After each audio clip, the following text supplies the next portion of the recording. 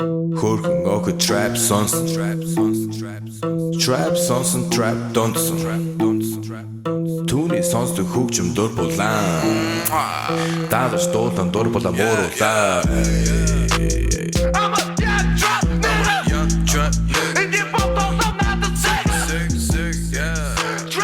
Hey everybody, welcome to a brand new MMA Roasted Podcast. It's me, Adam Hunter. We're doing a live Vegas edition. We didn't go to LA. I went to Vegas to do shows all week, and the UFC moved away from me. But it's going to be a great show. I got Mike Pyle in the house. Hello. Mike Quicksand Pyle. I think should be a UFC Hall of Famer. Just one of the best fighters ever. That's a far stretch. As well as Serena DeJesus. DeJesus. Close. I never know if it's the Jesus or the Jesus. But I like it. But Serena, it's the Southpaw, right? What's Southpaw Outlaw. Southpaw Outlaw. I like it. As well as Chris Jonsey Jones. My man who's opening for me all week. I want to thank our sponsor, Speedweed. Listen, marijuana in California is legal. So why have to leave your house to get it? Okay, you get Chinese food delivered, you get pizza delivered, get marijuana delivered. Because you go outside, you go to a dispensary, all these bud tenders like, hey, try this, try that. Then you get in your car, you get pulled over, now you got a DUI. Okay, you're looking at $20,000, and they set you up. I see these cops, they wait for you to leave a dispensary to give you DUIs. Fuck that. Get it delivered to you. Go to speedweed.com. Go to @speedweed.com. @speedweed. Check them out. Mention Roasted. You get $10 off, $100 or more. Also, people, Santa Cruz Medicinals, okay? It's got potent CBD-infused coconut oil, olive oil, MCT oil, vape pens, and more. This stuff is amazing. It helps me with stress, helps me with pain relief. It's gluten-free, it's vegan, it's paleo, and sugar-free. It's lab-tested. Go to scmedicinals.com. scmedicinals.com. Okay, mention MMA Roasted. You get $5 off. They got vape pens. I mean, they got everything. They got CBD-infused clay mask, okay, for women and for men. If you want to look better and your skin look better, use this stuff, okay? They also have a vape pen, all right? They got a great vape pen. These guys, they work really hard to give you the best possible product, and I'm telling you, all right? CBD, it increases your recovery process. It can increase your appetite. Check it out. scmedicinals.com. You will not regret it. So, it's going to be a great podcast today. I'm feeling it. I'm in Vegas. So as we all know with the John Jones thing, so it's not new news, but I got to get my man Mike and Serena, since you guys are pro fighters, your opinion on... Well, first, do you know where I can get any weed? Yes, I know where you can get some weed. Okay. And I will have... Same here. And I honestly... Yeah. Yes. I've been using it for my recovery. It's been great. After the show, Is this why you guys agreed to do the podcast? So Probably. Just to get some free weed from Adam? Yes. Probably. I don't know. I don't know where I could get it, though. I got you covered, Mike. Now, so a lot of people have different theories on what happened. Okay, some people think that. So obviously, John Jones tested for positive for a micro. A picogram or something. Whatever that is. Of whatever it is, and then Spanish for tiny. and they moved the whole thing over to California. I think they could have done it differently. Personally, I think they should have kept it in Vegas and just had one of those secret fights. Like, you know how like WWE used to have, or like a contender fight. Or how Rizen's doing that little promotion thing with Floyd Mayweather. It couldn't be secret with all the social media nowadays. But right, but to have like a special people could have came, like 100 people, and like how they do the contender. Yeah. And then they could have had it like in California, and then they could have beamed it in, even like hologram style, or like actually, and then that was one way. Some futuristic shit. I love it. Or on like a cruise ship, have a special John Joe's Gus cruise. Okay, all right. I mean, those are I'm following you. Those are ideas. But what do you think would happen, Mike? What's your opinion on the whole thing? Well, obviously weren't they going there so they could get away with the commission or something? I'm totally not on board. I mean, I'm not up to date with what actually the hell is going on. That he would have been, that because it's the holidays and because it's Christmas, that he wouldn't have been able to fight in Vegas. But California, they're more aware of what's going on because that's where Jones. What do you mean wouldn't be able to fight in Vegas because of the holidays? They wouldn't have cleared him. The Nevada State Commission wouldn't have cleared him in Nevada. For that micro dose. Yeah. Okay. But other people are saying that, look, how do you pass 10 tests in a row? Well, how do you pass a USADA and then a state and then the commission has. Yeah, but pull according over. to I talked to Forrest Griffin, he said that basically though that this stuff stays in your body forever or for a long time, and because he was losing weight, the closer you get to your weight, the more fat you burn, and then all of a sudden, the closer you are to your fighting weight, then it shows up because of that. It just sounds like Jones just got caught again, and he just wrong doctors. The right doctors almost had him get away with it. I mean, you've been in the gym for a big part of your life. How rampant is steroid use in the gym? Well, I mean, as you could tell, Serena's on the dope. Totally. Yes. All She's day, every huge. day. She's raging. Karen Did you ever lockers know up the and shit. guys were the guys you like? Yeah, train with? you know, there's always guys in there that should obviously they're on something, but you know. Now, could you feel the difference before they were on something and after? Well, I don't know if I went like through peaks of their up and down on their cycles and things. It's just people coming through the gym, me training somewhere else with, you know, things like that. It wasn't like I knew what if they were on cycle or not cycle or what. Can they allow? Can they put a cap on the amount of traces of this chemical that they can kind of give a pass? Now, Well, I know this guy's got a That's the history. weird. so he's- That's the weird thing about this because Frank Mir released a lengthy statement about him failing for almost the same amount, and USADA said they couldn't test back like more than like a few months or something. Now we have Bones Jones popping for like, what is it, almost 2 years since his last fight? Now he's having that system thing. So either USADA just failed both Frank Mir and Tom Lawler, because Tom Lawler had picograms of Ostrin, which I have never fucking heard of in my life. And he got the ban hammer for 2 years, and then the UFC released him right before his suspension was up. Yeah. So either USADA has really screwed these guys over and failed to let them know, or they're giving Bones a free pass. Either way, someone's in the wrong, and there needs to be a fix to the situation. Yeah, I felt bad for all the people that came in from Sweden and people got hotel rooms and couldn't Yeah. get refunds. It's taken me crazy. 7 to 10 business days to get a refund for my ticket, and I fucking live here. Really? I can't imagine how it's going to feel for people who flew in, because now if they fly in and they want to go to L.A., good luck finding room and board on fucking New Year's Eve notice, weekend. If it's not like up the ass with prices, you can't find shit there. Well, the good thing is though, if they're here, they can see Adam perform. Yes. That's right. And I'm going to be personally there on the 30th. So if Yes, anyone wants thank to you. join, By the we- way, last night Forrest Griffin came to the show, and I was busting his chops. Like, Forrest is here. He's such a great athlete that after his fights, he actually sprints back too and does more sprints. He laughed. Nobody else knew what the fuck I was talking about. And then Justin Probably laugh like this. It's exactly no what he lies thought. detected. Is that how he laughs? Yeah. 1000%. I Yeah. knew when he found every a- joke funny. Like a cartoon character. And then Justine Kish was there too. She's the girl who, I didn't know I was supposed to make jokes about her. She's the one who actually shit the octagon. She Oh. What, you crapped. didn't make No her laugh shit. so hard she shut herself? Come on now. I tried, but I actually said to her, I go, is it cool if I talk about what happened? And she's like, sure. And then I said, I talked about what happened, how she got squeezed so hard she actually shit in the octagon. But to her, credit, she actually wrote on Twitter minutes after shit happens. Yeah. Yeah, she rolled with it like a Yeah, champ. that was- You gotta love her for it. But she was What telling me can that you somebody do? offered her $10,000 To shit on them? Yeah, probably. I wouldn't put it past because I got 5 on it. Somebody offered her 10 grand for those panties. But she didn't sell them. Some old Japanese guy. Yeah, that or CB Gold. But yeah, $10,000. So I should have taken that, I think. I know, right? She probably would have. She should have. I probably would have. Shoot. But thankfully, I Would haven't you shit have? myself yet. If I was in that situation, yeah, I mean, money's money. I don't need to know what they're doing with it later. Yeah. So what are you doing with that? Or why couldn't you just get another pair of panties and have your dog shit and just fucking? Yeah, exactly. Now Like, you got to fuck with some other shit. I'd rather fuck with my own shit than fuck with some other shit. It's a good point. It's a good They point. may test the shit if they're investing that much money too. yeah, probably. Like, You got this a point. is not human shit you The sent me. Yakuza comes and knocks on your Oh, door. Jesus. Well, panty. So funny. But I said Vegas, where like prostitution, gambling, and weed are legal, but John Jones isn't. Nope. Oh my it's God, dude. Crazy. So I got to talk to you about Pyle. 'Cause Hold on, they were going to try to move LA here because of this mishap, right? But they decided to go there instead. To the fucking Forum, no less.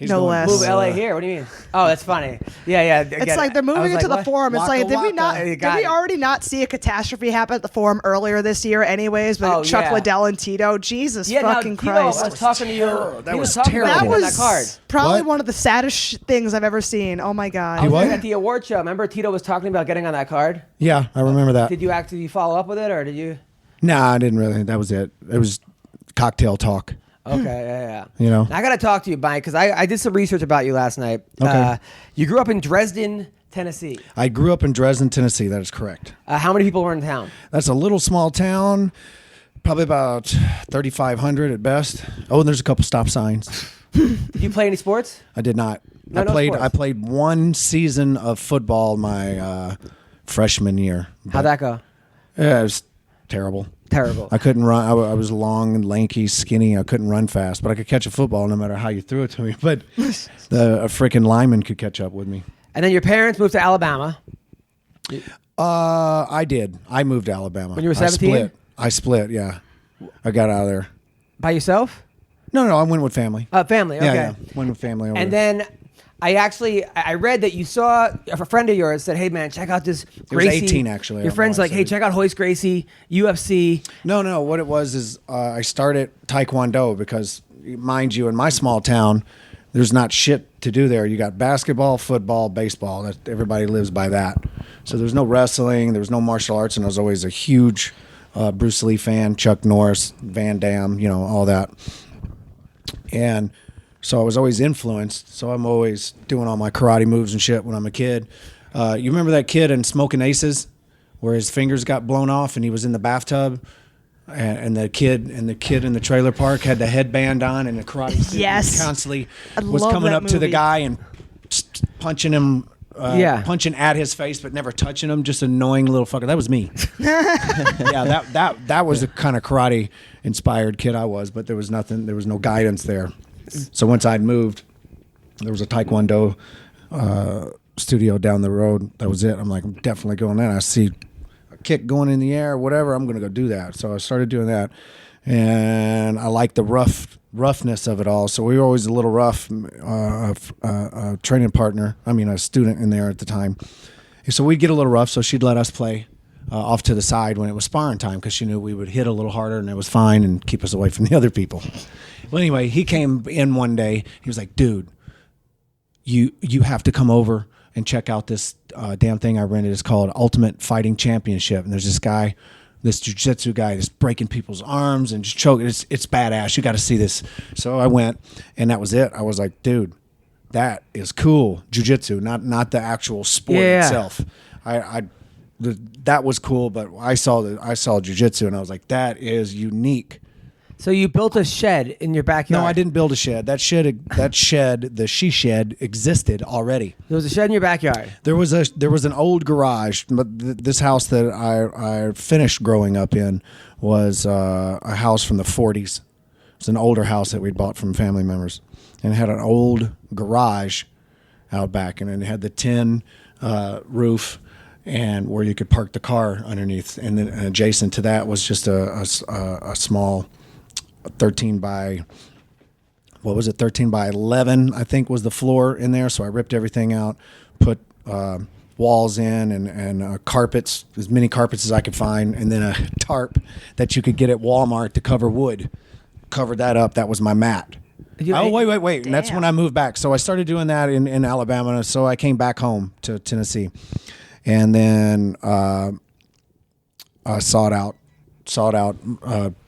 training on how do you grapple, how do you put people in arm locks, how do you choke people, how do you do that. So Black Belt Magazine was a go-to for me, because now Brazilian Jiu-Jitsu has hit the scene at this point. Now there's step-by-step moves in Black Belt Magazine. First it was Thrasher magazines. I was trying to learn how to ollie and all that stuff. Yeah. Now so that was my information board. I didn't have YouTube, so now I'm pulling it out of Black Belt Magazine.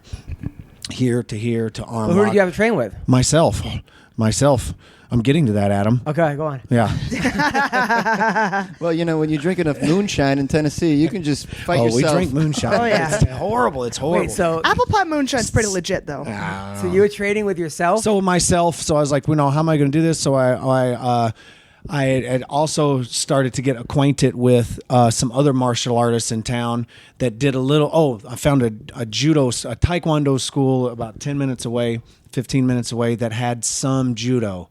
So I went there and was practicing that, where I'd met a guy who was an older guy but knew grappling a little bit, like an arm, just a basic stuff like that. And so he started showing me. We'd wrestle around a lot, and then so I started converting to the shed, getting videotapes from Black Belt Magazine. Got a grappling dummy that had arms on it, so I'd arm lock it, put a gi on it, choke the shit out of it, hang it up, punch it, all that, shoot, wrestle on it, take it down, beat it up. And then occasionally I'd persuade some of my friends to also come do that with some beer and this, that, and other, and practice all my moves on them and shit. But then my cousin who had lived with us at the time, were the same age. He was always a martial artist too, or inspired. So we were grappling and training with each other a little bit. And then my sister got a boyfriend, which she was eventually married. He became one of my first students, blah, blah, blah, blah. And so then at that point, I just started branching out, and I found a school that was, I met a guy in, I was on lunch break from work. I went to Pizza Hut to eat something healthy. And I saw this guy with this Gracie Jiu-Jitsu shirt on, and I knew of Gracie Jiu-Jitsu, but I'd never met anyone else who was interested in my. And anyway, so I just went and just introduced myself, and he was kind of taken back, right? He was like, I was like, hey, I see you got a Jiu-Jitsu shirt on. And he's like, yeah, sure do. But anyway, so we got to talking. He's like, yeah, I got mats in my garage, this, that, and the other. So he and I started training, and he knew how to grapple, so he was catching me a lot, and so I caught on pretty quick, and then started beating him at will. And then we found it at school. And now your parents think you're crazy for doing this? No. They were supportive of it? Yeah. I mean, what I was one of the kids that just kind of did what I wanted anyway. Now, okay, so your first fight is against Rampage Jackson. I was one of Rampage Jackson's first fights, for the record. Okay, gotcha. Not Now, mine. now Rampage. Now, how long did it take for you to get when you started training to when you fight Rampage? About 95 is when I started training in the grappling arts. So, let's see.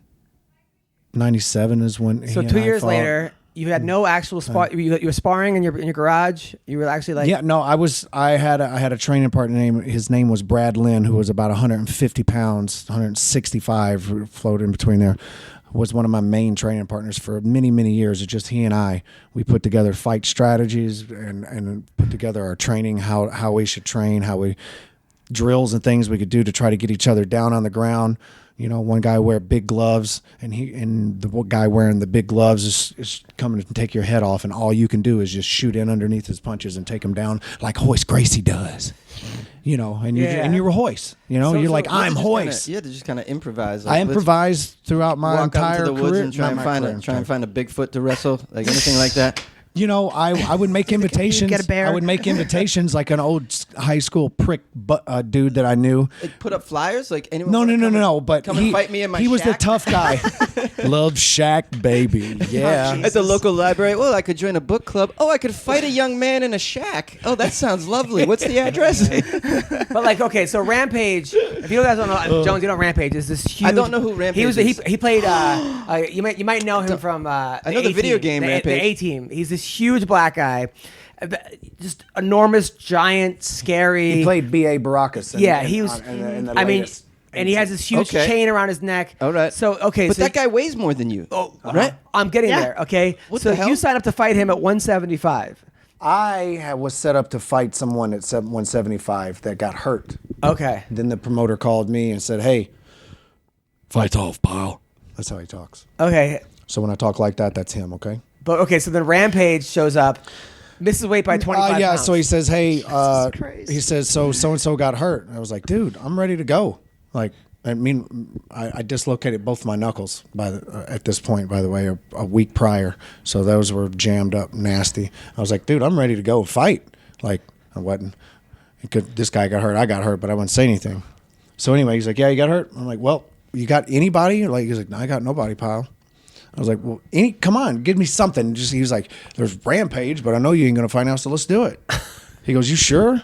And this guy was 200 He plus weighed pounds? He weighed in at 206. 206. And you were Jesus 170-ish? I was 170, soaking wet, and yeah. And crazy. You were like, And crazy. I'll Yeah. do it. Yeah. I said, we'll do it. And That's a I good knew factor, of though. Rampage through the circling grappling Grappling circuit? the grappling circuit.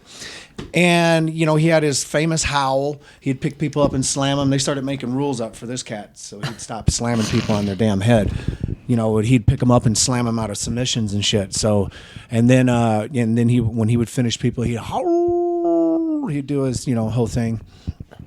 And And you didn't care. no, I mean, so I knew of him, and I'm like, yeah, I know who he is. Let's do it. It's a fight. We're gonna do it. And and the way that I was inspired was, the Gracie way. It was like, we'll take on anyone, any size, any style, whatever. Let's do it. And that was my mentality. No weight classes. Then it wasn't even a weight class. I didn't even have to make weight. So many of my first fights, I never made weight for anything. But you're looking across the ring from him at him. So I'm looking across the ring at him, and he's ready to rock, and I'm ready to rock. And my right hand was the one that my knuckles were. It came out of socket. From punching trees. No, I did have tires. punching wrapped around himself. a tree that I would Punching kick. himself. So stupid. But yeah, so I'm like, all right, I'm gonna have to hit him with open hand, So the first thing I did, I was like, I gotta hurt him, and I gotta hurt him fast, because he's a big motherfucker, and he's just looking at me like with this, with your best WWE guy standing over on the other side with that mean looking face, right? Like and I'm just like, all right, let's get it on. Don't hit him with the closed fist. Boom. First thing I do, right in the mouth with the closed fist. So it starts throbbing and hurting right off the bat. But anyway, so we get into grappling, and he's just constantly escaping everything, picking me up. I'd have him in a full blown arm lock. He would pick me up and just. Now, at one get him in a point, triangle, he'd pick me up like the Ricardo Arona, Yeah. and slam me down. And this went on for 3 rounds. now I heard at one point you said, man, I got to do better than just jiu-jitsu. This is like... Well, he woke me up because the first 5, I had 5 fights before him. Okay. And I came right out just as I'd always had been influenced by Hoist. Get out there. We're not boxing. We ain't kickboxing and shit. I'm shooting in, and I'm taking you down, and I'm going to choke you. And so that was my mentality, and that's exactly what I did. I was shot in, boom, took him right down, or I got taken down and just would sub him right off the bat. Many of my first fights were all within the first 2 minutes of the fight. Now, when a guy, I don't know much about fighting, but it seems to me a guy that significantly outweighs you, you want to get him down. Because that democratizes sort of the fight. The strength factors. It's like the thing, because I'm a short guy, and they're like, well, you date tall women, and I say, yeah, we're all the same height laying down. Yeah. So I feel like with fighting, like Yeah. you hit a big guy on the ground, and now it's kind of more. Well, you could eat him out standing up. I got to try that one. Yeah. Now, I also read that he threw you out of the ring at one point. Yeah, he threw me out of the ring at one point. Oh shit! Yeah. Picked me up because I had him in triangle Does he get a again. penalty for that? Like, does the guy No, blow the whistle? no, he got an applause. Yeah. This is the Wild West. The Grace went. Wait, so you have him in a triangle. He takes you over the ring and just throws you So up. I got him in triangle. So he picks me up, walks me up because now he's getting fatigued from slamming me all around, like a wrecking ball. Picks me up and is like, ugh. Kind of comes over to the corner and is like, oh, fuck it. So it just throws me right off, and then my corner catch me, and then They caught you? yeah, well, I mean, it wasn't like I was flying through the air. It was just, what I mean? not Like some Rocky I'm just, versus, like- I'm crumbling over the ropes. You know what I mean? I'm shit. crumbling over, and they're just catching me and rolling me back in. Imagine, And like, at you this landed time, in the crowd. and at this time, I'm like, wait, just hold on a second. And they're just like pushing me. I'm like, hold on, let me get a breath. Let me just play something here. Like, oh, that hurt. Oh, Let my. me get some Catch breath. it either. They're just like shoving me Did they back stop in. the clock when this happened? No. Nah, this is the Wild West. No. Wow. So after Rampage, your next fight's against John Fitch.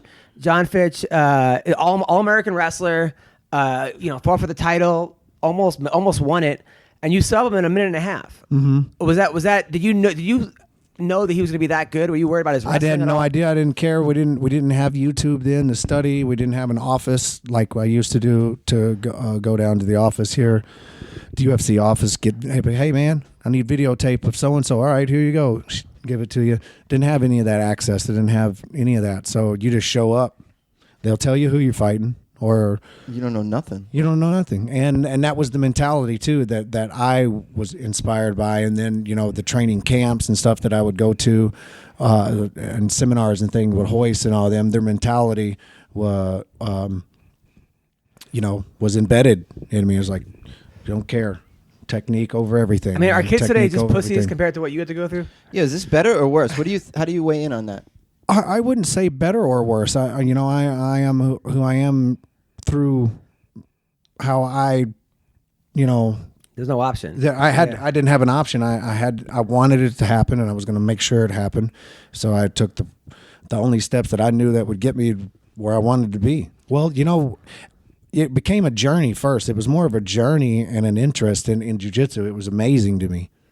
Like I say, when I saw that first film, it wasn't, I want to do that. No, I want to do what Hoist is doing. That's what I was inspired by. I want to do what Hoist is doing, not this event. Yeah. And go be a fighter. I want to, and then. But I your fell in love third with fight, that. they send you to Russia.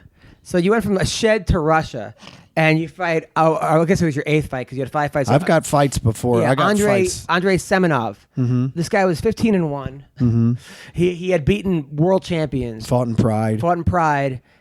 I mean, what's that like for a kid from a 3,000 person town in Tennessee, in Dresden, to all of a sudden be in Russia? Well, before that, prior to that, I was living in Copenhagen, and I became a middleweight tournament champion there in Copenhagen, Denmark, before this fight, actually. Has you Before after the that, Russia I mean, fight. Has that? Your Wikipedia has you going to Denmark afterwards? No, Wikipedia is wrong because I won the belts. I won the belts there, and then I fought Semenov. What was that like living in Denmark?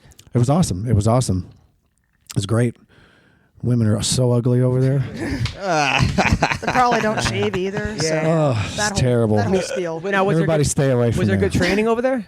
Yeah, well, I was brought over there actually from the John Fitch fight. There was a Danish guy there who came up to me and says, "Hey, my guys are all good Thai fighters, but I want to teach them MMA. Would you want to come to Denmark and teach my guys how to wrestle and grapple, and then we'll exchange. I'll pay you to teach them, but then I'll help you with kickboxing and all this." And I said, "Why not?" So that's what got me there. So then you go 3-0. Then you come back and you beat Shoney Carter in the first round. Shoney Carter's a guy who had beaten Matt Serra, Dave Monet, Chris Light. Yeah, I was defending the belt that night. I'd won that belt. You beat the Angry Hick. Yeah, Brett Bergman. Bergmark. The Angry Hick. The Angry Hick. That's an amazing fight name. Oh my god. See, Yeah, beat- isn't it? That's a good one, right? That is pretty fucking awesome. Which I mean, no offense, but I would think you'd be the Angry Hick, and then you fighting him. Who was more no, Hick? he was just a little Who was more angrier. Hick? He You and played. him. I believe he played the role better. He wore a cowboy hat and boots and shit.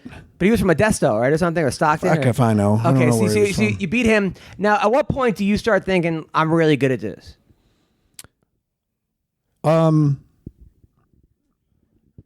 I don't know. Because you're if- beating guys that are like have beaten world champions. I mean, Shoney Carter beat Dave Monet, who was the I guess UFC just champion.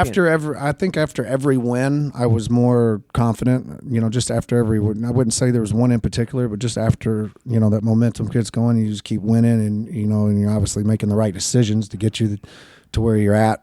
Training wise, coach wise, whatever wise. So yeah, And then probably after all. Then you fought a guy that I trained with, Matt Horwich, Mm-hmm. who this guy. I think he might be on the spectrum as well. I don't know. What you looking at me like that for? He's definitely out there. There's no autism radar I got. Shit, that thing broke. Autism radar. That would Yeah. be a good superhero, actually. Autism radar. Yeah, be able to sense all the autistic people from a mile away. Yeah, no, that's... Look, I don't even get along with most other autistic people. I mean, Really? Yeah, it's like saying all white people should get along. You see how that's working out, right? But Serena, okay, we'll go back, Yeah, go ahead. Mike in a Get her second. done. But now, I know that you have autism, but I don't think I would never know it. If I just was hanging out with you, I would think maybe you're a little eccentric, but I would never know. What is it? what is your form of autism? So right now, lack of better terms. technically it's Asperger's syndrome. So with me, I mean, when I was little, I couldn't walk to save my fucking life. I was like on my toes. I didn't know what the fuck I was doing, tripping over my own goddamn 2 feet. I'm skinny. I'm like I look like a fucking string bean. I couldn't. And this changed last year? No, it Okay, changed over a course of time How you because going?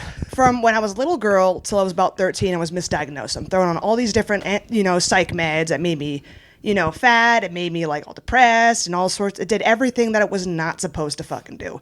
So it wasn't until they finally took me off all these medicines when I was 13 and they examined me for about a week. It's like, she's not any of this. She's autistic. And this is early 2000s. Everyone's like, well, what the fuck is autism? And so they start reading about it, and it's like, oh my God, this made fucking sense the entire fucking time. She memorizes everything, and she doesn't shut up about the stuff she learns. Jesus Christ. And it makes sense that I couldn't, like, catch a fucking ball. Like, hell, I couldn't tie my shoelaces till I was 9 years old by myself. Like, my motor skills were shit. So I went through occupational therapy, physical therapy, until, like, I was in middle school. And then I started having my social training, because I had a case manager till I was 20 years old. I'm going to be 27 next What's month. a case manager? Mental health case manager. So they work alongside the parents and the client, me, set on goals on, how to progress and learn how to live, independently, learn how to people. So Sure. I learned how to, if it wasn't angry, happy, or sad when I was growing up, I didn't know what the fuck it was. So all the other subtle hints, emotions, like people doing this with their eyebrow, I didn't know what the fuck that was. I didn't know what sarcasm was either. So I had to learn all of this within such a short span of time. Wow. Because when I turned 20, the case manager was gone. But by that time, I was all honors in high school, Dean's List every semester in college, I wasn't no pushover. You're great at memorizing things. I would like to think so, except math. Fuck that shit. But, Fuck that shit. Yeah, but it was good. But I realized when I was younger that physical exertion was really good for me. Like Mike, I also did Taekwondo. That's probably why I kick everybody's legs so hard. So I did Taekwondo. I powerlifted in high school. I kind of got a little fat. I was a solid 180, but I was like squatting like 320 and shit. Wow. And but after high school ended, I didn't have a weight room to go to. So I'm like, Jesus fucking Christ, what am I gonna do if I just work and go to college all day? I'm probably gonna kill somebody. Like you said, most fighters, if they didn't have fighting, they'd probably be a serial killer. Probably me. Anyways. But you're doing great. By the way, congrats on your first win. Thank you. And now, do you think are you having a tough time getting a second fight? Yeah, I'm a little injured right now. It happened right after my fight. My shoulder got a little fucked up in training. Do you think a lot of times people don't want to fight you because if they win, they beat up an autistic person and yeah, fight them? one-on exactly. guy. Probably that's the case. It's just like, how does it feel to lose the autistic girl? People hear it probably and they'll be like, oh. Are there other autistic girls you could fight? No. Oh. I'm actually the first its female own pro league. fighter on the spectrum. Are you really? Yeah, I'm the first female professional Get fighter out. without. Yeah, first one. The first. I think thought Brian Caraway was. Leave the poor man alone. He's gone through too much. I love Brian Caraway. Leave that poor man alone. Is it true that people aren't fighting you because of this? No, that's not true. No, they just Okay. probably hear all the stories about everybody limping for a good solid month, but that's No, about it. They're afraid of you. There you go. I don't care. I don't care. It's just if they want to be pussies, it's fine. Whatever. Fuck them. Whoa. All right, but we are looking for a second fight. Yes, I'm gonna be probably healed up by the end of February or March, and I'll get right back into training and build myself up. And when I'm ready, Is it hard for you to? 'Cause I know your motor skills are bad. Is it hard for you to learn certain techniques? yeah, a little bit. My motor skills ain't shit now, thankfully. I mean, if it was shit, people wouldn't be losing to me. Right. Let's put it that way. So, I do all right fighting. There's times I'll need John or Mike or people to like kind of go through things a little bit more because I'm so hyper focused on such the smallest movements, like the half an inch, hip turn to get a choke or whatnot, or to escape, or the foot rotation to get the perfect power off a punch. I'm so hyper focused on these little ass movements, I usually miss the big picture. Yeah, I usually get the big picture, but miss all the movements. Now, but Roxanne's your roommate, and she takes things very slowly. So that's got to help you. Yeah, it's great. We kind of act the same when it comes to learning techniques, and I love her. She's like the big sister I always wanted because I'm the oldest of 4 kids, and And now your siblings also have autism, correct? yes. So I'm the oldest of 4 kids. So 3 out of 4 of us have autism. And you were adopted? Yeah, no. I heard you were adopted. You heard wrong. Anyways. Wikipedia? No, somebody told me you're okay. I was like, I thought maybe all you were like your parents specialize in adopting autistic kids. Yeah, probably. That would be awesome. They're like the best parents in the history of parents. Yeah. No, I don't know how the fuck they put up with any of us, honestly, but they do all right. We got the youngest of the family. He's 15 years old. He's also on the spectrum. He is a varsity freshman wrestler. But that kid looks Mexican. I know he does. Look, it goes from like the printer was full of ink to like no color at all when you go down the family line. Because there's me, my 19-year-old brother, who looks kind of like a mix between, me and my dad. And then it gets dark, and then my little sister is a little darker. Then, bam, there's Brandon, the youngest. By the way, your mom sent me the nicest books for our baby. Oh, that's sweet. Yeah. It was. She's always big on knowledge is power. She's so sweet. Can She's I so ask- sweet. I wanted to say this is the first I've heard of autistic individuals being very into physical activity. I lived next to a guy who was autistic for a couple of years in New York City, and he sort of was the stereotype when you think of autistic people, very bookish. Very bookish. Yeah. He's a professor at Cornell. He's very, very good with statistics. He's a statistics person. He's very good with numbers, memorization, at the computer all day. Very rarely did I ever see him get involved in anything physical. The people that I have known who have autism, not into sports, this kind of thing, this is the first I'm hearing of it. You have a whole family that is athletic, and I think this is amazing to hear this to me. Well, I'm not there's another autistic fighter who was in the UFC and he's still kind of active. John Doomsday Howard. Yeah. He didn't get diagnosed till he was in his 30s. Yeah, and PFL guy. And that came because he had to get a psyche valve for his brain for whatever reasons. And that's when they discovered he also is autistic. Outside of the fighting realm, there's another person who just got diagnosed as autistic at age 70. The actor Anthony Hopkins. Get out. Anthony Hopkins? Yes. Oh, I love Anthony Hopkins. If you notice, he rubs his hands together a lot. It's because he's stimming. So that's something that makes him kind of feel calm when you're in a nervous situation. Like we all have our so little, great. we sweat or we look away or we're like, eh. But other autistic people do things differently. Like I'll kind of do the hand thing. I'll kind of like put on my music, kind of tone out, tip my hat down a little more so I don't have to see people because people, just eh. No, But, imagine autistic people getting more involved in sports, like the concentration it takes to hit a baseball, which I've played every sport. To me, that's the hardest thing to do is to hit, an 85 mile an hour fastball. It's just, but I'm imagining being able to concentrate on these little details could probably give you an edge in sports. Velocity, speed, acceleration. And knowing your own muscle memory, how hard you can hit, your pressure per square inch, as you hit a ball. Yeah, it could all go into it if you think about it. You may have That an shit edge just here, got is what I'm nerdy as saying. hell. Maybe. Yeah, I Yeah. love it. I It's love not that it. much. It's not that nerdy. So, Pyle, let's talk back to the Pyle, and then we'll go this and that and the fights this week. All kinds of stuff to cover. So, you leave the WEC for the IFL. Yes. Why do you do that? Money. They give more money. By the way, Period. By the way, Money. Horwich, I heard when you fight Horwich, he tells you what move he's going to do while he's fighting you. No, he does that in training. Oh, in training. Yeah.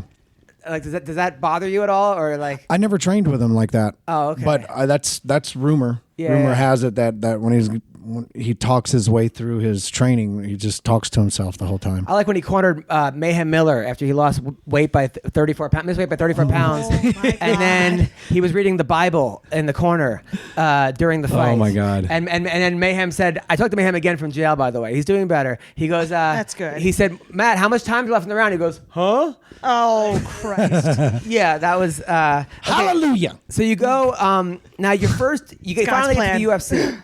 You get to the UFC. You fight Brock Larson. That's correct. That was your first loss in the UFC. Were you crushed by that loss? Well, no, I knew what I was getting into because I was in Bulgaria shooting a film, and I got a week's notice, maybe a week and a half. My agent called or emailed me, "Hey, UFC is looking for somebody. I threw your name in the hat. They're down if you wanted to do it." And I was like, dang, like I'm 190 pounds right now. I haven't been training. All I've been doing is going to set every day. Universal Soldier? Yeah, with Universal Soldier. So I wasn't training at all. Now, was that with Van Damme or Seagal? That's with Van Damme, yeah. Van Damme, Andrei Arlovsky as well. What was it like working with Van Damme? Oh, it was cool. It was cool. He, it was funny because he wanted to try to tell me, that to let me know he's still a badass, Well, what do in you his say? training regimen. Well, we were having some tea, he and I, back at his trailer. That sounds really Yeah. Sounds a little gay. Sounds very sus. That one. All right. So what happened? anyway. There were other people there too, right? Fine. Some call them orgies. Richard Simmons was there. Anyway, so we're talking. He was like, and he trained with a Crow Cop. They know each other, and they trained together. And he was just telling me stories about that. And he helped him train for the Gonzaga fight and stuff. Really? Yeah, it was cute. Okay. Now, it was Did you ever cute. spar with him or no? Van Damme? Yeah. No, I never sparred with Van Did you ever Damme. roll with him? No, excuse me. We wouldn't have had the chance. We're working. Now, you were like a major part in that movie, right? Yeah, I was a co-starred in the damn thing. Believe it or not, I mean, that must have been awesome. dude, it was epic. Now, were you thinking that this is the beginning of your action career? Honestly, yeah. Yeah, because everything I've ever It's done, just- everyone's like, "This is it." No matter how You know small what I it is, mean? everyone's Yeah. like, "Oh, dude, once people see this Skittles commercial that only airs in fucking Japan, crickets. it's gonna be yeah." So you think, "Oh, you know what? Fuck it. I don't have to fight anymore. I'm gonna be a." No, I didn't go that far. I was just really overjoyed with having the opportunity because it was the things that I do on films and TV shows now are very small and minuscule, but it's often so it's still enjoyable. I still enjoy, but this was The lead in a Van Damme you're movie. getting picked up by the van. You got your own little everything. You auditioned for this movie? I did not. How'd you get the movie? Well, that's another story. Oh, jeez. I want to hear it. That's another Podcast. story. Yeah. A friend of Randy Couture's, which was an agent and a sports agent / had his nose in everything. Randy was in agent. a great movie recently, by the way. It was a solo film. All right, go on. Okay, so a friend of Randy Couture. Yeah. Go on. Go on. Yeah, that Okay. image is in my head now, brother. I'm sorry. Way to go, Randog. Now you're really going to blow up. It's only natural. Time to All right. blow up It now. happens It's to all only of us. natural. All right, go on. So what happened? It's standing. All right, okay. Juicy Couture. Oh, Jesus Christ. Hey man, he's extreme. All right, okay. So go on. So what happened? What I'm up, so Bob? happy I can look John in the eyes and not have any issues versus everybody else. It's probably my Wait till extreme. John is couture. 50. He'll be doing that. Yeah. Oh, right. Jesus Okay. Christ. I wouldn't put it past But him. what were we saying? All right, What so was a it? friend of Randy. Oh yeah, so anyway, I'd gotten a call from Matt, is his name, and he said, "Hey, it could be a shot in the dark, but this director named John Himes who did Smashing Machine, the documentary on Mark Kerr. Love that. So John Himes did that, and so he said that they were interested in possibly having me fill this role. And you know how you get that all the time, like, hey, we're gonna put you on this show, and then we're gonna put you on this, that, and the other, and and it just cocktail talk, right? But I said, well, yeah. The answer is yeah. He goes, good. I'll send you the script, and you let me know if you're interested. I'll send you the script. Let me know. I'll give you a couple of days, read it over, or today, whatever. I don't remember. So I read it, and the way that it was told to me is the character, the NGU, which is New Generation something. The NGU is what they're asking for, and basically it's one-liners just here and there. Basically 2 or 3 lines throughout the entire movie, but you're the badass. You're kicking the doors open, looking in. Boom. People are shooting you. You're a universal soldier. You're not getting killed. So I thought that's easy. Yeah. I don't have to talk. I'm just badass and just kick and punch. I can do all that. So I said, yes, absolutely, I'll do it. Of course, no matter what it was, I'm going to do it. Right. Yeah, I'll do it. And he said, great. He goes, I'll let him know. I'm just like, all right. It's too weird, right? It's just too weird. Anyway, he says, he hits me back. He says, hey, good. They're happy. He's actually going to call you in 3 hours because of the time difference. So he called me. He's like, hey, Mike, it's John Himes. I'm just like, what the fuck is going on here? He's like, it's John Himes. He's like, great, man. I'm glad. He's like, I love, I saw all your stuff on YouTube, and you're perfect for this character. Thank you. Come on. we'll fly you first class and everything. So, flew first class on Virgin To Bulgaria. all the way out there. Yeah, it was incredible. So that was a great, incredible experience. So And how long were you out for? There for? a couple months, Wow. yeah. And then it turned into a pretty big role. Yeah. One of the main characters, yeah. Oh, yeah. So I said, yes. So we're talking on the phone. He goes, yeah, it'll be great. He's like, don't worry, you'll be fine. I was like, yeah, it's pretty easy. I just kick some doors in, shoot some people, one-liner, da-da-da. He goes, he goes, no, that I want you to play Captain Kevin Burke. And I was like, shit. I was like, oh, yeah, no problem. Like, who's Burke? Yeah. Because I was just looking at all his actions and all his lines, which were no lines, it was just all actions, and I knew none of the other characters. Burke so I was has like, a lot more lines. he than was the other one of the guy. main American. He was one of the main American soldiers that was running the show and guiding everyone and saving these kids. And I was like, holy crap! I have tons and tons of lines. So Randy Couture actually helped me Was with, it hard with to the memorize? lines. Was it hard to memorize? The No, lines? I bet Burke it was fun and it came natural to me. To be honest with you, And it Burke was probably, substantially more money as well. It was, yeah, Yeah, yeah. fantastic. And Yeah. now Van Damme, he's everything line perfect? And was he? He had everyone lining him perfect. Yeah. What should I do? I heard the guy even ask his handler, I suppose, should I take a nap? Really? I swear to God. He asked someone, should I take a nap? Yeah, he was like, should I take a nap? No but way. I'm not going to go there. So but the movie comes out in the theater, right? Are you the first person to see it in the movie theater? it wasn't theatrical release in America, Ah, okay. but all over Eastern Europe it was. Are you getting fan mail of people from Eastern Europe? Or people calling up Yeah. to you?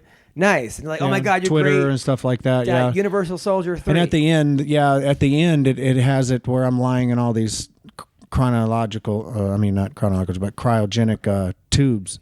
So they made 10 or 15 of me right at the end. So it pans across and there's just all of Captain Kevin Burke's in there. And I was like, They made these? yeah, well, they edited it in. I laid, yeah. You laid in it each was one? me, Boom, boom, yeah. boom, boom, boom. Yeah, Now they- your they wife, edited are it. you married at that point?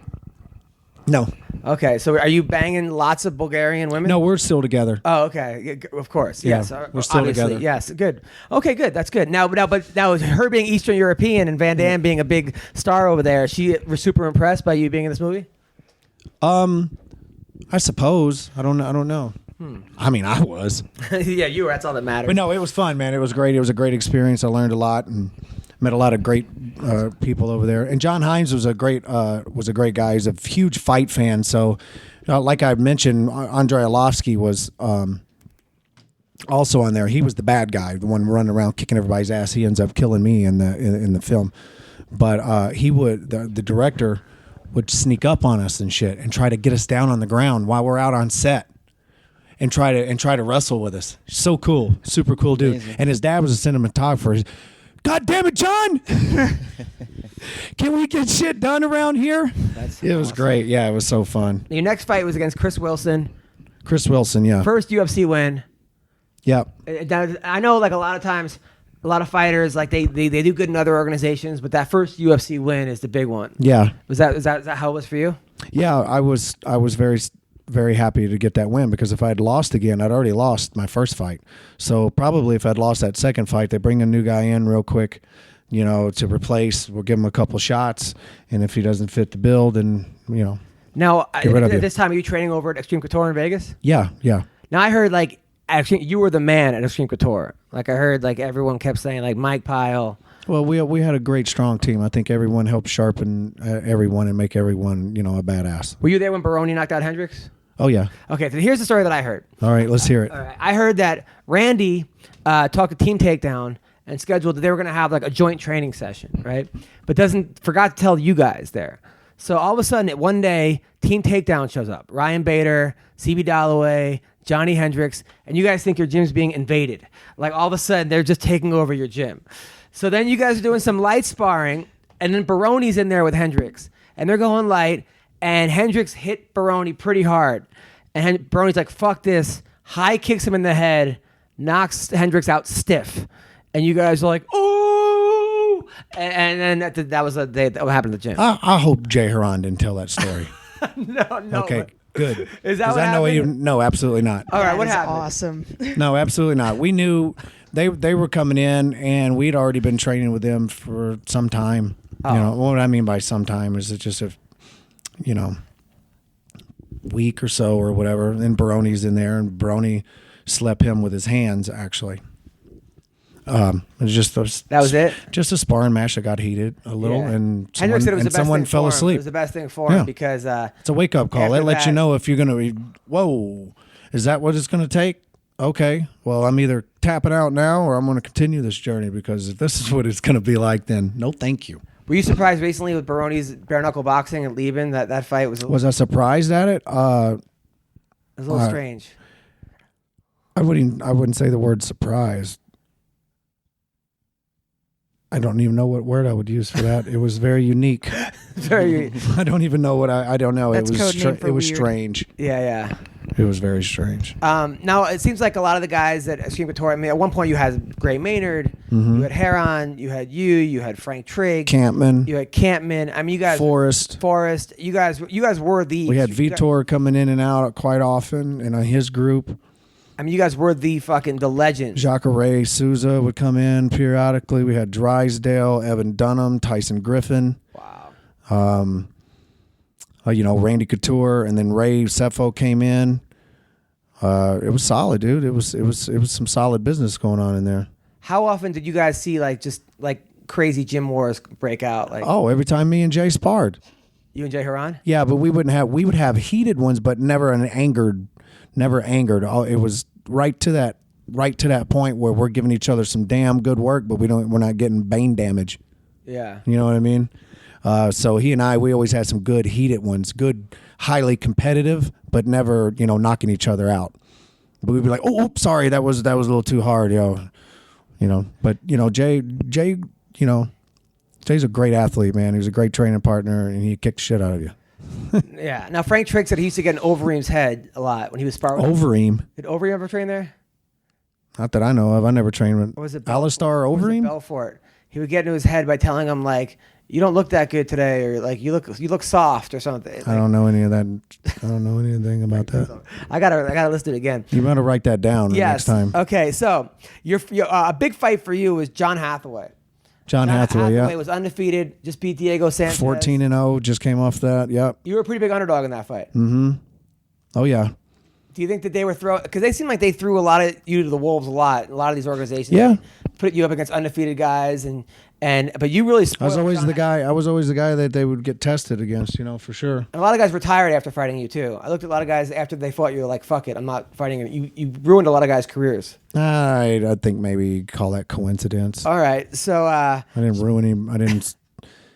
but Hathaway. Now Tyson, Mike Tyson. Now he retired motherfuckers. Okay. Yeah. Not me. But Hathaway, did you know going into that fight? Did you see something in his training or fights before that you were like, I could. No, they called me. Go, hey, do you want to fight this kid named John Hathaway? And I was like, I don't know of him. And I was like, yeah, I'll do it. I've never turned down a fight. Never. Never have they ever called and said, will you fight somebody? And I said, no, I've never ever said that. Wow. How many people can say that? I don't know. All I many know is I people?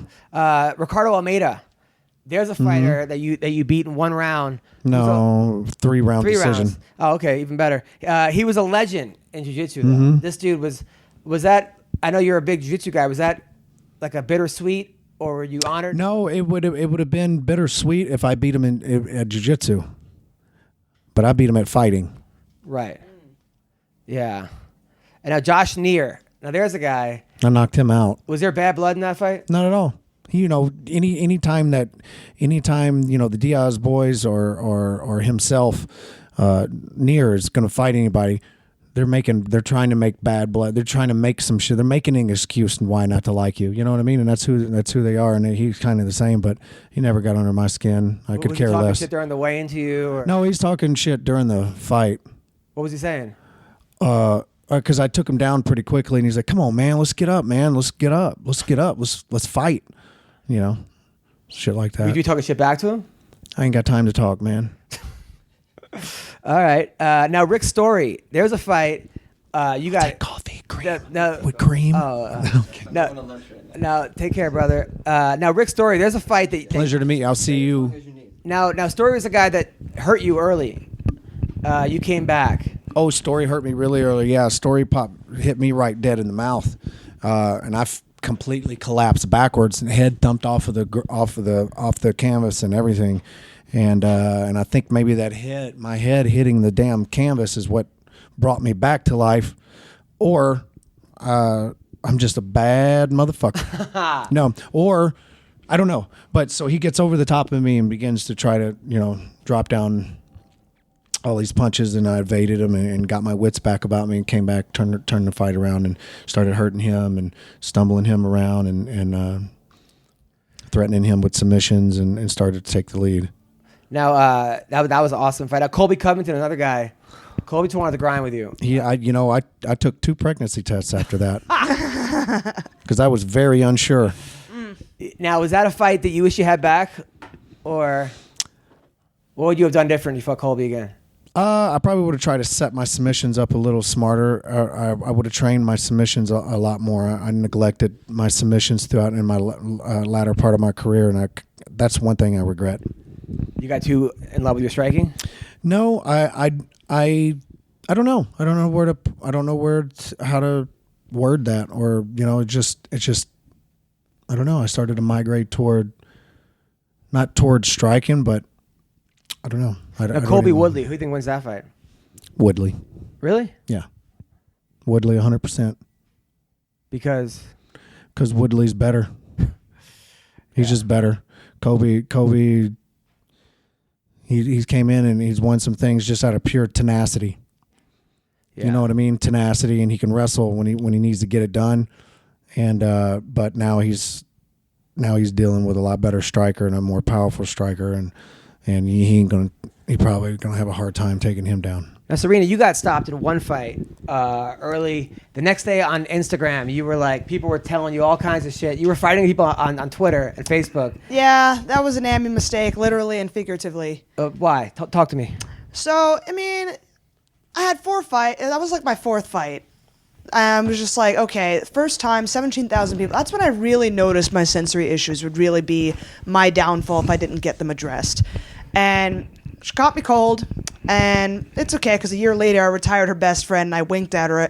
I winked at Brietta, the girl who got me, and she retired as well afterwards, after she saw me just piece up her friend, because her friend even fought Cynthia Cavella when she was still an amateur. So it was kind of a wake-up call, like Mike said. You got to figure out, is this the way you want to go, or are you just hanging it up right there? And I'm just like, fine, whatever. Because I even clamored for the rematch, and I kept getting turned down for it. But everyone's talking, she's like, oh, well, because it went all over the internet. And it's just like, dude, I'm an Emmy fighter. It didn't go all over the internet, by the way. It did. I didn't see it. I only saw it was on Access TV. I only saw it because no one watches that. No, I mean, some people watch it, but it's not as big Inside as you think MMA with Bass Rutten, are you telling me they don't watch that? Not as much as you think. I hate to say it. Was all over. I hate to say it. Just for your own, like, it really, a lot of times, like, I do something, I'm like, fuck, everybody knows.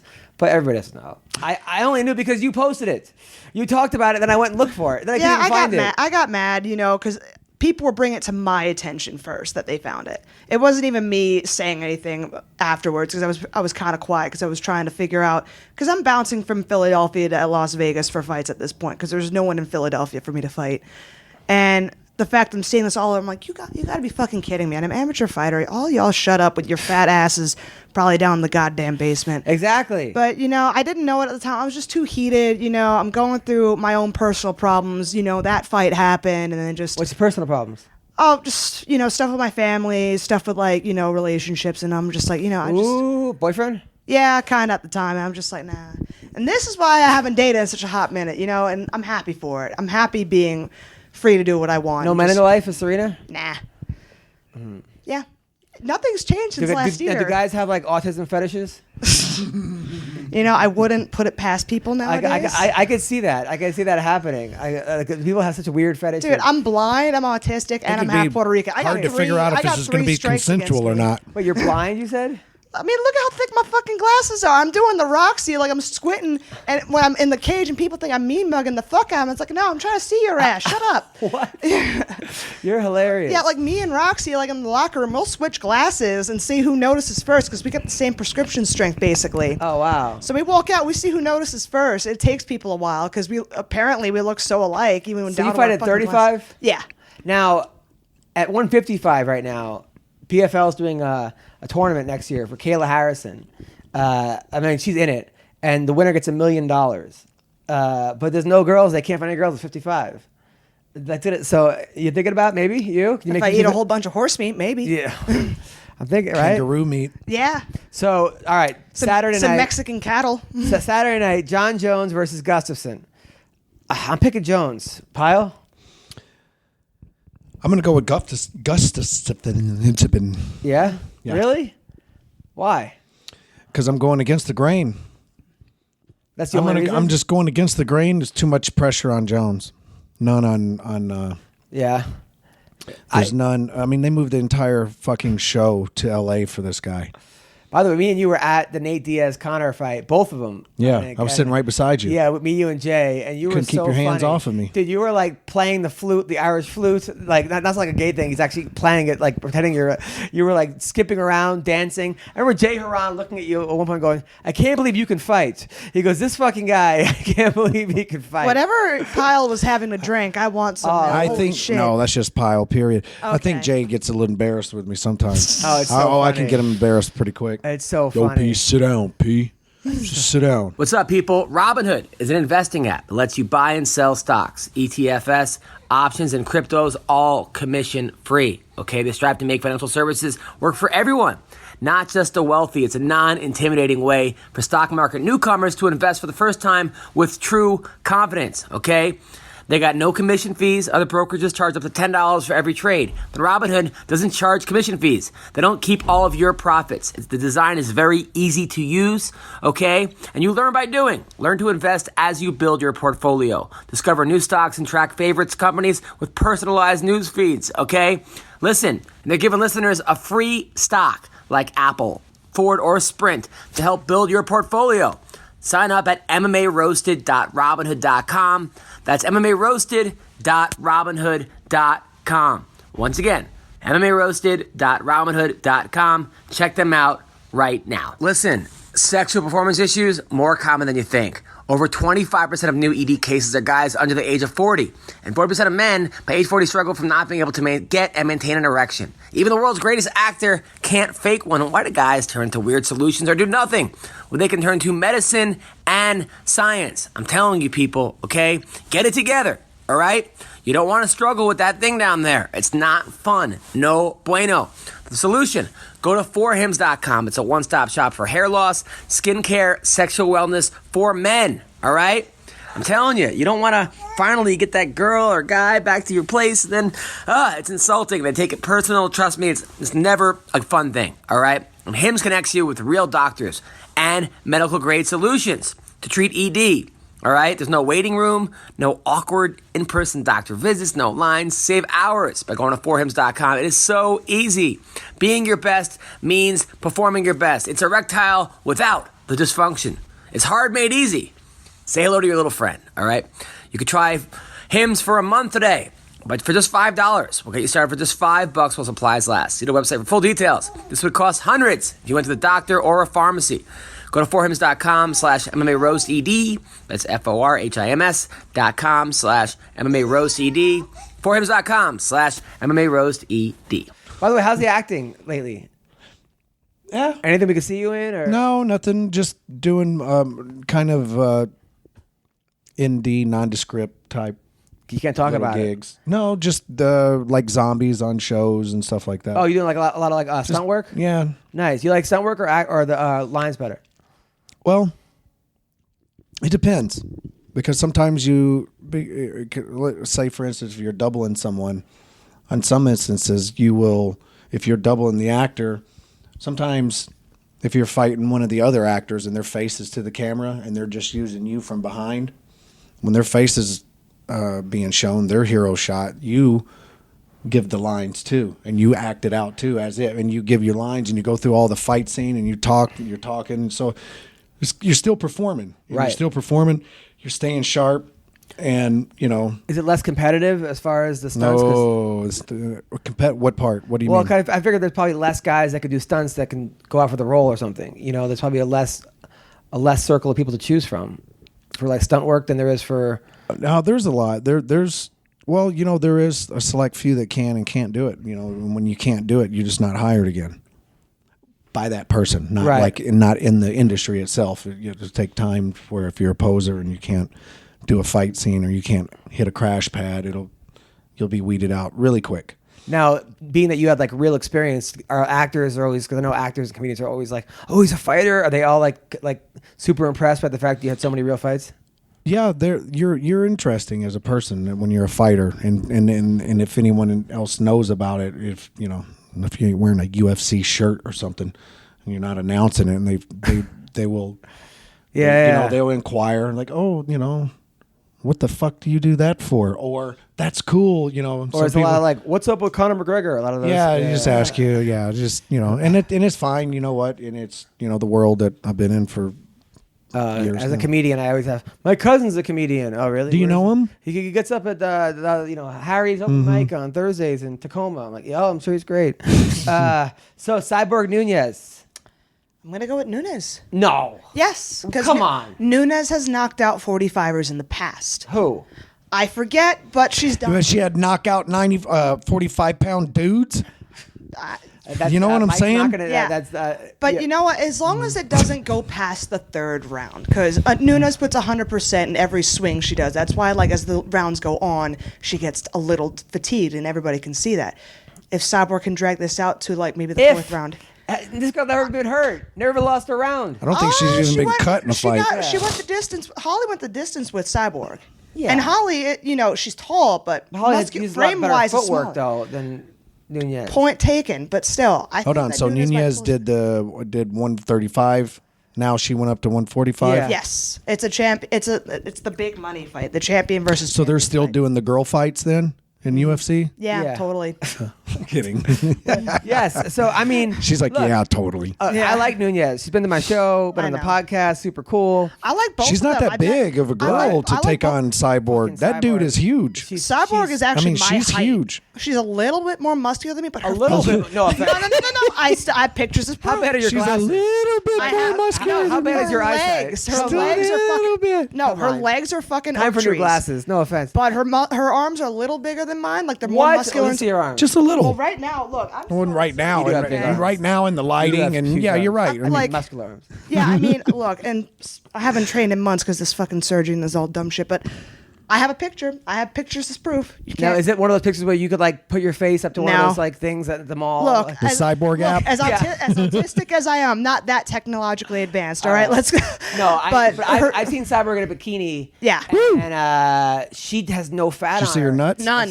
She was like, we're gonna get fucking flagged for this, bro. And then Oh, I'm sorry. Why are we gonna get flagged? I'm not gonna flag. Someone's gonna be like, boo. Oh, okay, guys, that's a joke on me, not No, not Adam. me. I'm just saying for you. I don't Yeah. want these fucking. I'm teasing. I met Cyborg because This is about Mike jokes. had some shitty film. My film Oh, you were in experience was shitty. Fight Women or something. Fight right? Valley. Oh my god, that thing was horrible. The director was trash. The production manager was trash. Well, what was your character? Oh, I was getting beat up by Misha Tate in the beginning. I was like some sort of fighter. They rearranged the script 3 fucking times. I was supposed to have some part, then went to almost no part. It's one called little Fight scene. Valley. It's about an all-girl prison, right? Like an all-girl fight. It was just All-girl fight shit. club.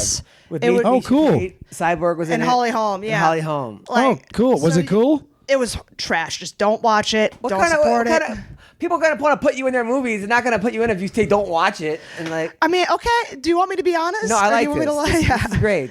I mean, I'm not gonna lie to people Is about it it. funny? Is it funny, unintentionally It's so funny? it's so bad it's funny, maybe, But Oh. yeah, it's one of those. Is Misha still in town in Vegas? She lives I'm in not Thailand sure. now. No, Yeah. she's going to Singapore because she's now the vice president of one championship. How is that even what? Well, look at all the fighters. Money, and probably. presidents. It's probably They- invested or but she's something, just right? Has you ever had any vice president? I don't don't know, but you know what? Good on them. They could do whatever. You ever had any Handing vice out- presidents? No. Look, they. Have you ever had 1, any 2, 3, experience? 4. How about now? You got this one is now? the same company Sure. that handed out a fucking Lambo to Sure, we got one. to Funky Askren. Yeah, that's so true. I don't know what Yeah. the fuck they're doing. All but right. Good on them. So Go Michael for it. Chiesa's taking on Carlos Condit. Has he been training with you guys? Yes. Chiesa? He came in and trained for a couple of days. He has not been training with us. Okay. Really? He didn't train here for a camp. That's bad, but well, I'm still going to try and put some. What's Still bad? What are you rooting- talking about? Not training. No, he has been training, but he just came in a week before Okay. the fight How does he and look? hanging out, looking real sharp. Yeah. Yeah, So Yeah. know, Yeah, you gotta think root he's for gonna be Carlos Chiesa. Condit? he's going to give him a run for the money. That's Condit for got sure. Condit lost his last fight. He got murked his last fight.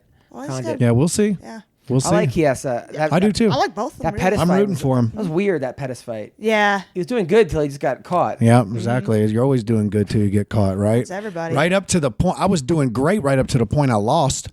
Now your fight against Rory McDonald, by the way, Hmm. right? I've talked to people like Ellenberger and Woodley. They just say he's the most awkward guy. He was awkward. He's strong too. But they say it's like He hit you hard. can't train for a guy. He's just so fucking bizarre. Is Mm-hmm. that what happened? Your experience with him too? I just remember I got caught with something from the ground. I'd have to look back at the fight to try to remember, but Like from the ground? yeah, I turned over. He tried to pass, so I turned and I left a gap open, and he came up underneath my armpit. Oh my god! You know, while I was in the turtle position, the ref's position, and kind of stung me, and then yeah, so he hit hard. He got a good, nice, clean one in there, real quick. Corey Anderson versus Alir Latifi. I don't have much opinion on that. I don't watch them guys fight that much. Chad Mendez versus Alex Volkanovski. Mendez, right on. I didn't know Mendez was fighting. Good for him. He hasn't been. What Mendez happened to him? Was he on a suspension or something? Yeah, he got caught with pop for something. Oh, jeez. And It was like something he said in his lotion or it something. was like something, yeah, like in its Flintstone vitamins. Yeah. So yeah, he got popped something. And the guy he's fighting is good. The guy is fighting beat Elkins, Darren Elkins. Okay, Darren Elkins is tough to beat. And he fucking wrecked Elkins. I like shit. Elkins, but Okay. Andre Arlovsky. Damage. Oh, I remember that last fight. Yeah, that was. He has damage written across his Yeah. chest. It was the fight before It's a that great last tattoo. Fight. So Andre Arlovsky, a great tattoo, really? If you're wearing her glasses, Yeah, right? Jesus Come on, Christ. Andre Arlovsky versus Walt Harris. Sweet tat. Harris. Yeah, I like Andre. Don't know. I grew Who? up watching Andre him. Arlovsky. Oh. You were in the movie with. Oh, damn, that guy. I hope he wins. Yeah, but Walt Harris is like Will Harris. Walt Harris, huge black guy. Looks like he was never did leg day. Yeah. Yeah, Oh, oh, yeah. So mean. It's so great, though. It's so accurate. I'm laughing because it's fucking true. He would laugh. Megan Anderson versus Kat Zingano. Megan. Really? Yeah. Length. Keep her at a distance. That's all you got to do. Why is Stephen Struve not undefeated? Because he went against Mark fucking Hunt. You can hit that dude with a fucking sledgehammer, and the sledgehammer's going to break first. Look at you. Damn. Look, so Megan's gonna win, but Megan got out wrestled by Holly Holm. Kat Zingano's a college wrestler. I think a college All-American. Maybe if Holly can, not Holly, if Kat. Kat can get in, Yeah. we'll see. Yeah. Who would you rather hook up with, by the way? Megan or Kat? I'm not quite sure what either Megan's one of like them a looks like. 6'4", but like kind of hot, tattered. Well, done right chick. there. That one. But then. Kat's like no, she's real pale, isn't she? Yeah, she's kind of pale. Yeah. Yeah. But Kat's like Is a she sexy- English? Yeah. Yeah. Australian. Oh, yeah. Okay. Yeah, I know who you're talking Which, about. I don't But know. Kat's how like you a got pale in the sun. sexy mom, but like hot mom, always in shape and like. No, that's okay. All right. I'm good. Ryan Hall versus BJ Penn. Jeez, Why is Penn. this fight even fucking happening? Stop, That should Penn. have Everyone been, Hall fought. You were there. when that he- should have been on the Golden Boy when he fought MMA Gray card. Maynard. Jesus Oh, Christ. Uriah and Penn's no, fighting? Ryan Hall. Ryan Hall? Yeah, The the guy who jiu-jitsu dude who always won that. goes Yeah, for that, like, yeah, heel the hook every footlock guy. fucking- It looks like you're playing a video game and you're doing the same shitty move over and over again, but Yeah. it somehow works. Yeah. Like Hadouken. Yep. Got him. I'm happy though because I don't think he could hurt BJ Penn. Yeah, but let's look at BJ Penn's last stand-up fight. I'm going to guess That was that's going to sad. be a grappling match. But who wins the grappling match? Penn. Probably. Isn't Yeah. Ryan Hall like a god in jiu-jitsu? I don't know. And I think yeah, maybe, but in the jiu-jitsu world, maybe Penn is the universe and he's just God. Have you ever grappled with Penn? Oh yeah. I got the shit kicked out of me, but I got no doubt about it. Really, really good. What was that Tough. like? Well, I just said he got the shit kicked out of me. I know, but like yeah, no, flipping- it was good. Very technical. Very technical. He gets on your back quickly, and yeah, he's really good. Did you ever sub him? No. Not even close. Nothing that sticks out. No, I You guys probably didn't start in not. positions, and Well, we mostly was fight training. You know what I mean? So who was he fighting? he was fighting Rodrigo Gracie at the time. Wow, that was a long time ago. A long time ago, yeah. Uriah Hall is taking on Bevan Lewis. I don't know who Bevan Lewis is, but I hope Uriah Hall wins. Same. I like Uriah He's a Hall. nice dude. Yeah. Does he train with you guys? No, but I've seen him before. He's really nice. He's very respectful. I'm going to go over to Uriah because I don't know the other guy. And Seer Badazara. I like Seer. He's a guy that like he's I have from to see his face. He's from Afghanistan. His whole school got blown up. as a Jesus kid. Christ. Like, he's just seen some shit. Hung out with him one night with me, him, and Mayhem, and Mayhem was telling him to calm down. That's how fucking crazy this guy is. Wow. Yeah, this dude.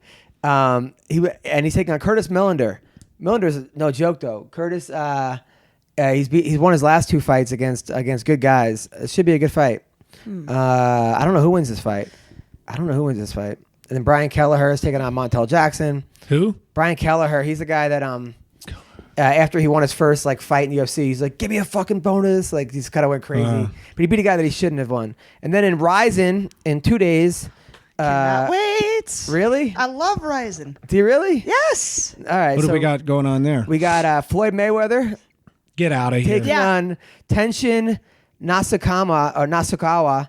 But it's a boxing match. Oh. This guy's supposed to be awesome, but he's only 4-0 in MMA, I guess. But they're doing just boxing. Yeah, he's but a really look good at- kickboxer. With boxing gloves Did you see on? his I mean, boxing with record? boxing gloves or with MMA gloves? The record of the other dude in kickboxing has been incredible. What is it? I think it's like over 100 like wins or He's something. 21-0 or something. He's 21 years old. How can he have that many wins? Well, look at Amateur stuff Sylvie coming Vani up. too, that Muay Thai fighter in Thailand. She's got over 300 fights. He's had some crazy shit, but She like fights every other fucking I week. think Mayweather's going to win this one, though. We'll see. I've heard of this, dude. You see how much I'm in the loop, man. And then it was off, and then it was on again. Yeah, But I'm really excited for the Gabby Garcia versus Barb. I can't pronounce her last name. Okay, we'll get to that one. Next is Yeah. Darian Caldwell, who I love, who was a national champion. He beat Brett Metcalf, who was like the shit in wrestler? wrestling. And then at the end of the fight, he lost to him, got tech fouled by him a couple weeks earlier, beat him, threw a head and arm to open the wrestling match. Like which is like something that I take my middle school kids don't do that. He did it in the national finals against like a 3-time champion, and then at the end of the match, he was up by like 10, started doing backflips, and then Metcalf just ran into him and threw him off the mat while midair. While he was Holy doing shit. flips? Yeah, which was kind of a dick move, but Metcalf was a dick too. But Caldwell was like 101 in like high school wrestling. He's the champion of Bellator at 135, and he wants to be 45. He's fighting Horiguchi in Ryzen, doing some kind of cross thing. Horiguchi's good. Yeah. It should be a good one. And then, like you said, Gabby Garcia. Who is Barbara Nempaqueno? So she's a really good kickboxer, and she's knocked out a lot of big girls. And there's not even that much of a weight difference between Gabby Garcia and Barb this time. So I love Gabby. I met her. She's cool. She made me feel a little scared for my life when Yeah. I was a security guard when she came to this event I was working at. But we've all seen her striking. Needs a little work. You think she's gonna lose? What? Who? You think Gabby's gonna lose? If it stands up, yes. Wow. Because this girl, Barb, has knocked out big ass women. I'm just happy she's not fighting grandmothers again. Yeah, You I see when think she we're fought all grandmas? satisfied. This is going to be a good test for She for fought Gabby. someone's nanny. Dude, my favorite ever was you were on the podcast. Number one was when John Wood's wife was selling all his stuff on like you bought it. He got so angry about it. That was one of the funniest. Second one was you That's friendship. on CM Punk. You were so angry about CM Punk being signed. You went on this like 25-minute rant, I'm tirade. sure. Oh, it was great. It was the best. All right, Darren Krusjank is fighting Damian Brown. That should be a good fight. Damian put good fighter. I like Krusjank. He's a guy that's Same. Like, Johnny Case is on the card. Against Yasuka Yachi. Justin Scoggins. Your man, South Carolina guy. Against Yuki Matoya. I don't know who the fuck that is, but bless you. Good Scoggins. So that, and then in the PFL for $1 million. Yeah, baby. Let's go, Vinny. Ray Cooper III is taking on Magomed Karimov. Ray Cooper III is knocking everyone out now. This guy from Hawaii. Yeah, this little Throwing 5 strength, foot man. I'm nothing. telling y'all. I think because Jake Shields beat up his dad in a fight, and then they fought, and he just killed Shields twice. I think that his whole career got like. Also, it kind of shows you that someone beat up your dad in a fight. Maybe it's time to stop fighting. Yeah. Felipe Lins versus Josh Huggy Bear Copeland. What kind of name is that? But Huggy Bear. Each of these guys Good getting on $1 million. yeah, Whoever I'm wins not these even fights. hating. I'm just like wondering what the fuck a little bit. Cuddly but- Bear. Oh yeah, I was gonna say Huggy Bear's someone else. Vinny Magalish, who was on like a 12-fight losing streak, all of a sudden $1 million, and now Motivation, he's baby. killing everyone. And 2 kids, Vinny. that'll Fucking motivate head you. Kicks, like he's doing like flying scissors and all kinds of shit. Flying scissors. I don't know what that is. Sounds like a lesbian move. But, It does. Sean O'Connell he's fighting. Sean O'Connell. O'Connell's got good power in his hands. Vinny's got to take it to the ground. Absolutely. Yeah, Vinny will get her done. Yeah. Vinny's gonna win. I hope he wins. He could use that $1 million. Yeah, I mean, Yeah. because I gotta borrow some cash. off Kayla that. Harrison's on the card taking on Moriel Charnetsky. She's 3-4. Harrison's 2-0. The only gold medalist from the U.S., man or woman, and she did it twice. Interesting. And she's got a crazy backstory, a horrible backstory, but she was molested by her judo coach, and now he's in jail. Good, he which is should a be good shot thing. as well. And she goes around giving seminars and talking about it to schools. So this is my kind of girl. That was that Olympic medalist, right? Yeah. Yeah, the blonde. Well, I have Yep. now some more respect for this woman. Yeah, I like her, and she's dating the guy from American Top Team who goes by Rocco now. He's a good Rocco's fighter. Modern Life. What? No, Rocco, I so- forgot his real name. Rocco. All right, and also Natan Schultz is fighting Rashid Magomedov. Here's why I like the PFL, right? Because these guys are fighting for $1 million. In other organizations, Natan, they would not have Rashid Magomedov fighting for $1 million unless he was like got to Khabib status. These guys won the tournament. Yeah, they're getting $1 million. They earned it Yeah. fair and square. It doesn't Exactly. matter Not how many who is marketable and who is fucking not. Twitter followers. Sure, and- Yeah, it's exactly. so lame. WWE You know how I get stars. paid? You know how I get paid off of the video game, the How? UFC game that I'm in? By how popular I am on the game and how much I'm being used. Really? The Yeah. fuck? So you're not getting paid, huh? All right, so everyone, I'm just fucking with you. Everyone, Actually, I'm not. If you heard that, go Jesus use Christ. Mike Pyle. Everybody, Shoot, I'm now going on my, listening. on my go game on doing it UFC. too. Which one? UFC, I got you, Mike. Yeah, it's I terrible got you. cash. UFC 3. Yeah, well, I was in UFC 1. Okay, I'm that UFC old. 1. So, yeah, in UFC 1, UFC 2, 1. 3, 4. Now we're on 220. What now? He's also in Pride Shockwave, the video. I got game. you. Hey, I had that game. That shit was awesome. That was He amazing. was in NHB 4. I was an NHB fighter back in the day. So That was my acronym then. Lance, he was on the undercard of David versus Goliath. That's fucking, so Steven Seiler is taking on Lance Palmer. Come on, man. Bring it. Lance Palmer, Steven Seiler. I would like to see Seiler, but Lance is tough to deal with. I know Seiler personally. Well, not personally, but Isn't Lance training with you guys? Or is he? No. no, he's over at Extreme. I guess so.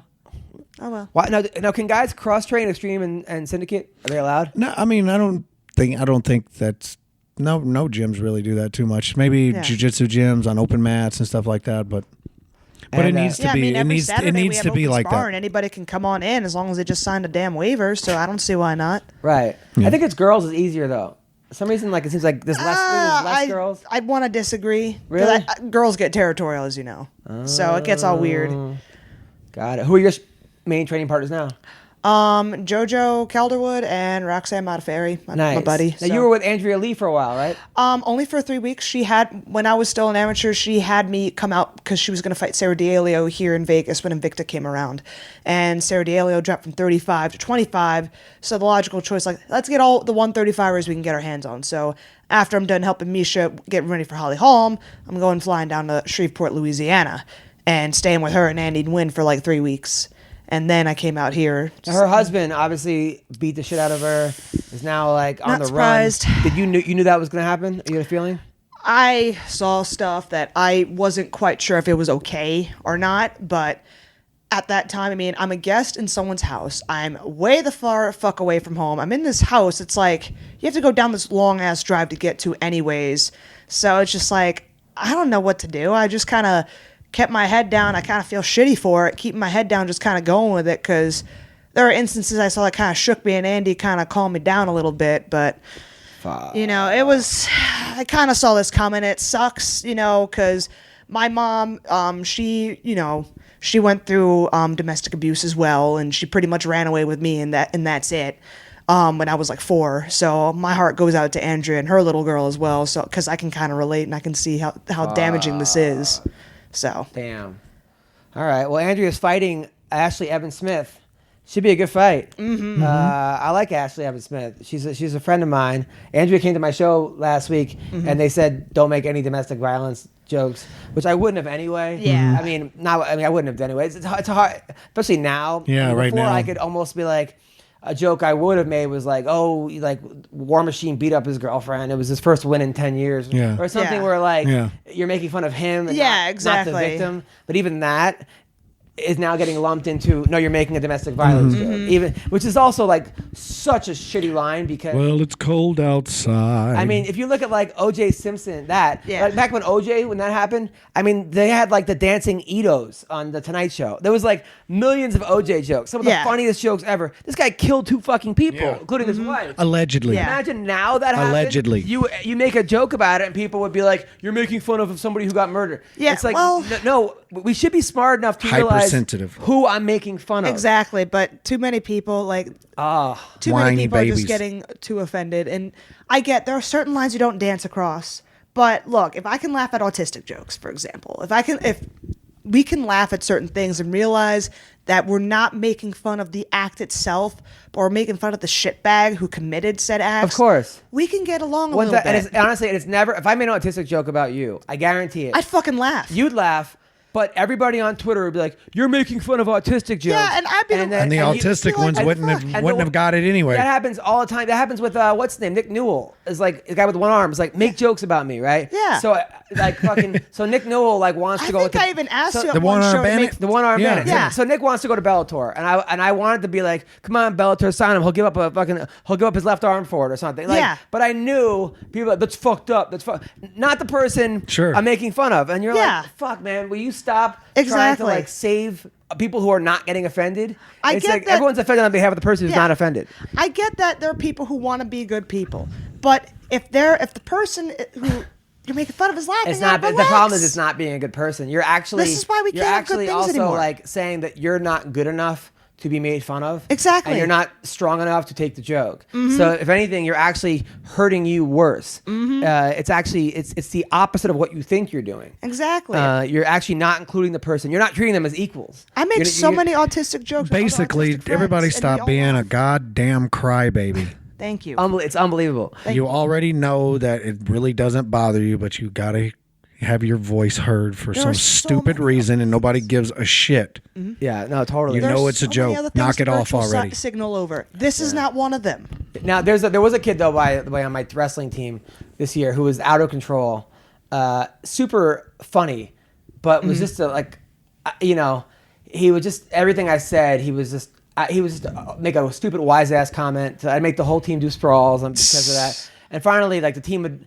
Then his mom pulled him, but his mom said he was autistic. And I'm like, I don't think it's autism. I think it's just being a shithead. a jerk. Do you find that sometimes people label someone autistic as a way to cop out? Escape their bad behavior. Yeah. I can see that, but I also see like a lot of autistic kids growing up, like they also can have a existing condition like ADHD or something else a little That makes sense. abnormal with them, which is fine and whatever. But you don't just blame autism this, autism that. Look at me. I'm not too much of an asshole. You're not an asshole at all. No, I can be, but if I'm an asshole, someone really fucking deserved it. But yeah, I'm pretty cool with everybody. I'm not acting like a dick or whatnot. I mean, just it's called parenting. Control your fucking kid. And I mean, I understand there's some sensory issues that might set them off, but that's your job as a parent to find them and get the help they need. Like my parents struggled for a long ass time with me trying to figure out what the fuck I need.